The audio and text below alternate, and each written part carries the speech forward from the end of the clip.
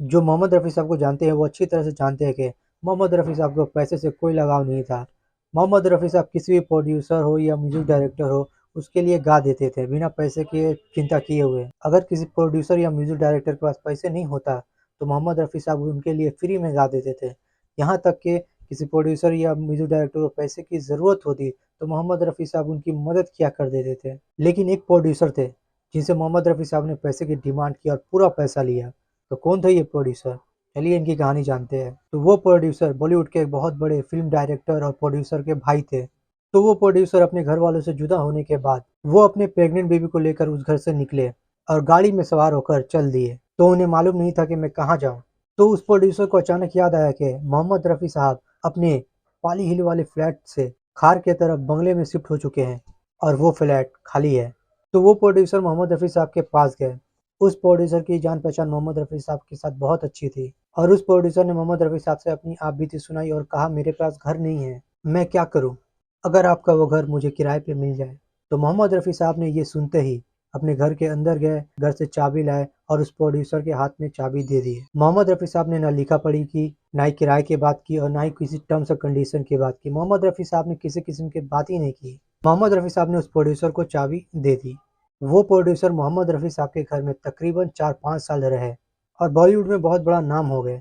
तो उस प्रोड्यूसर की एक फ़िल्म बन रही थी और उस फ़िल्म में एक गाना था, जिसमें मोहम्मद रफ़ी साहब, किशोर कुमार और लता मंगेशकर एक साथ गाने वाले थे और ये गाना महबूब स्टूडियो में रिकॉर्ड होने वाला था और इस फ़िल्म के म्यूज़िक डायरेक्टर थे राजेश रोशन। तो राजेश रोशन इस गाने की कहानी के बारे में बताते हैं, कहते हैं, हम लोग सब कैसेट पे काम करते थे। हम लोग गाना रिकॉर्ड करके किशोर दा को देते थे। किशोर दा घर में जाके सुनते थे, रिहर्सल करते थे। तो एक गाना था, क्या मौसम है चल कहीं दूर निकल जाए। इसमें मोहम्मद रफ़ी साहब का एडले पार्ट था। तो राजेश रोशन ने मोहम्मद रफ़ी साहब से कहा, अंकल कैसेट ले लीजिए। तो मोहम्मद रफ़ी साहब ने राजेश रोशन से कहा, बेटा मैं तो कैसेट यूज़ ही नहीं करता। तो राजेश रोशन ने मोहम्मद रफ़ी साहब से कहा, अंकल गाना 10 दिन के बाद है, अगर आप कैसेट नहीं यूज़ कीजिएगा तो गाना याद कैसे रहेगा? हे मस्ती, याद कैसे रहेगा अंकल? तो मोहम्मद रफ़ी साहब ने अपने हाथ के इशारे से खुदा की तरफ इशारा किया। तो राजेश रोशन ने ये देखकर कहा, ठीक है। और 10 दिन निकल गए और राजेश रोशन को खुद ही याद नहीं है कि गाना क्या है। वो बोल रहे हैं कि अरे कैसेट निकालो भाई, गाना क्या है? किशोर कुमार और लता मंगेशकर स्टूडियो में पहुंच गए थे गाना गाने के लिए और मोहम्मद रफ़ी साहब लेट हो गए। वो लक्ष्मीकांत प्यारेलाल का गाना रिकॉर्ड कर रहे थे। तो मोहम्मद रफ़ी साहब भागे-भागे आए स्टूडियो में और बीच में आके खड़े हो गए।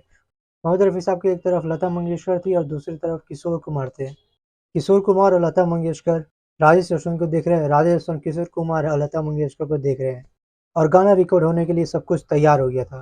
राजेश रोशन कहते हैं, ऑडियंस मेरे दोस्त मेरी बात बिलीव करने वाली है। 10 दिन के बाद वो आदमी माइक पे आके रिकॉर्डिंग कर रहे हैं। एक बार इधर नहीं, एक बार उधर नहीं, एक सुर इधर नहीं, एक सुर उधर नहीं। इसे कहते हैं मोहम्मद रफ़ी साहब।